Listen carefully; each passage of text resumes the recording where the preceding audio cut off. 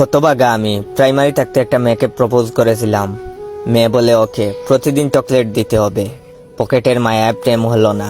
মাধ্যমিকে উঠে একটা মেয়েকে ভালো লাগতো, এখনো বলতে পারিনি, মনের প্রেম মনেই রেখে দিছি। দূরে থেকে দেখেই কাটিয়ে দিয়েছি কয়েকটি বছর। কলেজে উঠেই ভাবলাম এবার প্রেম করেই ছাড়বো। অনেক খুঁজে মনের মতো একজন পেলাম।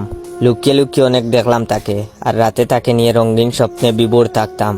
অনেক কষ্টে সকল ভয় ভীতি এড়িয়ে তার সামনে গিয়ে দাঁড়ালাম। হাঁটু গেড়ে ফিল্মি কায়দায় প্রপোজ করলাম। সব শুনে মাইয়া কইল 2 দিন হলো সে রিলেশন শুরু করেছে, প্রেম আর হলো না। বাস্তবে প্রেম খুঁজে না পেয়ে ভার্চুয়াল লাইফ ফেসবুকে প্রেম খোঁজা শুরু করলাম। খুঁজে খুঁজে সুন্দরী মেয়েদের রিকোয়েস্ট দিতে থাকলাম। কেউ অ্যাকসেপ্ট করলো না। ফলোয়ার হয়েই রইলাম। রাগে দুঃখে ফেসবুকে বিদায় জানাতে চাইলাম। ডিএক্টিভ বাটনে চাপ দেওয়ার মুহূর্তেই এঞ্জেল ফাইমা রিকোয়েস্ট পাঠালো। খুশিতে মনটা বাকুম বাকুম করে উঠলো, কিন্তু অবাগার কপালে সুখ সয় না। অতি উচ্ছ্বাসে অ্যাকসেপ্ট করতে গিয়া ডিলেট বাটনে চাপ লেগে গেল। প্রেম আর হইল না। সব আশা ছেড়ে দিয়ে বাড়িতে গিয়ে বসে রইলাম। ঠিক তখনই খেয়াল হলো পাশের বাসার নীলা প্রতিদিন মেহেদি তুলতে বাড়িতে আসে। মনে সন্দেহ হইল, মেয়েটা প্রতিদিন মেহেদি দিয়া করেটা কি?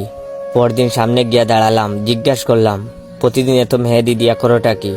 মাইয়া কইল মেহেদি নেওয়ার চলে কাউরে যে দেখতে আসি সেটা তো সে বুঝে না, বলেই মুচকি হেসে চলে গেল। বাড়ির পাশে প্রেম রাইখা আমি পুরো দেশে ঘুরতাছি। খুশিতে দিলাম এক লাফ। পা ভেঙ্গে আমি এখন হসপিটালে। হসপিটাল থেকে এসে দেখি নীলার গায়ে হলুদ। এখন আমার কি করা উচিত?